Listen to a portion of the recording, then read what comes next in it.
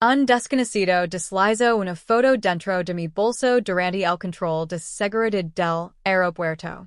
Cuando la miré, la sangre así mi heló. Era una fotografía mía dormida en un avión, tomada desde el asiento de atrás. Le di la vuelta con las manos temblorosas, y en la parte posterior había escrito a mano, no abordes el vuelo 237. Sac mi pase de abordar con el corazón latiendo con fuerza. Mi vuelo era el 237. Mi nombre es Iris Palmer. Tengo 33 años y trabajo como ingeniera de software en Seattle. Esa mañana viajaba sola a Miami para una conferencia de trabajo, algo que ya había hecho 2 veces antes sin ningún problema. La mujer que deslizó la foto en mi bolso tenía unos 50 años, cabello gris y lavaba un abrigo oscuro.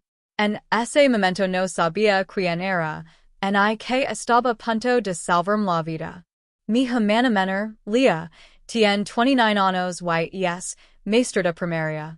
Hablamos todos los días. Mi padre, Robert, tiene 62 años y fue piloto comercial durante 30 años antes de jubilarse.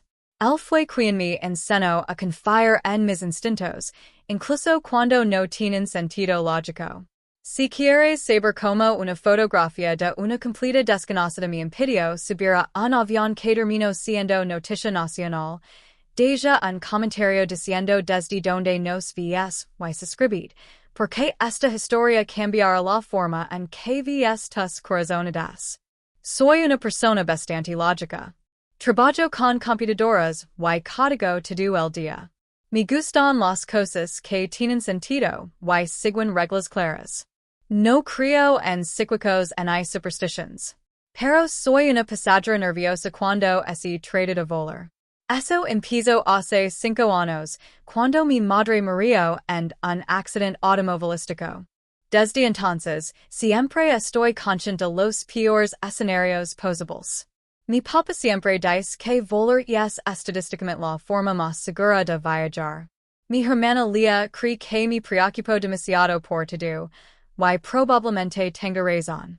La mañana en que todo ocurrió me desperté a las 4 a.m. para tomar un vuelo a las 7:30 hacia Miami. Estaba agotada porque la noche anterior me quedé despierta terminando una presentación. Llegué al aeropuerto CTAC alrededor de las 5:30 y pasé por seguridad como siempre. Nada se sentía extraño hasta que pasó. Mientras me ponía los zapatos después del escáner, una mujer de cabello gris y abrigo oscuro chocó conmigo ligeramente. Murmuró una disculpa y así fue rápido. No le di importancia. Pero minutos después, mientras caminaba por la terminal, noté que mi bolso se sentía diferente. Abrí el bolsillo frontal y allí estaba. Una foto 4x6. Era yo, dormida en un avión, con la misma sudadera gris que llevaba puesta en ese momento. Reconocí mi cicatriz, mi color con la inicial de mi madre, pero no recordaba que esa foto hubiera sido tomada. Al voltar la ley, no abordes el vuelo 237. Sentí que el mundo se detenía. Llamé a mi padre. Cuando vio la foto, se quedó en silencio. Me hizo preguntas muy específicas sobre el interior del avión. Finalmente dijo algo que jamás olvidaré. No subas a ese avión.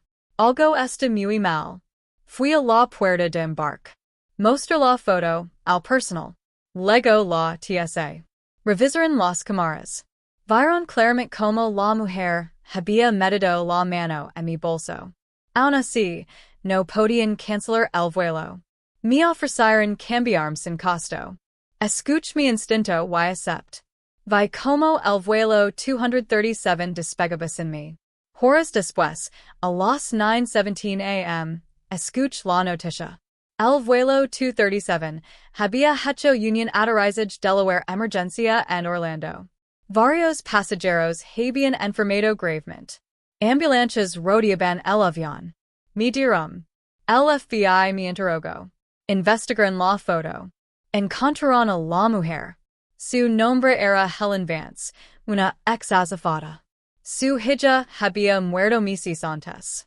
El dolor la había llevado a cometer un acto terrible, pero no pudo hacerlo conmigo. Había contaminado la comida del vuelo. 12 pasajeros enfermaron. Todos sobrevivieron. Helen fue condenada a 15 años de prisión federal. Hoy tengo 34 años. Aún conservo esa foto. No creo en el destino ni en lo sobrenatural.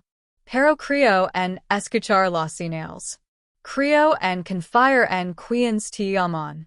Y creo que, a veces, la decisión más ilógica es la más inteligente.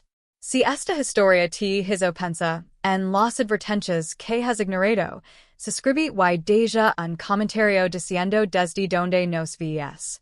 Cuídate. Y recuerda, a veces, la voz más silenciosa es la que más importa.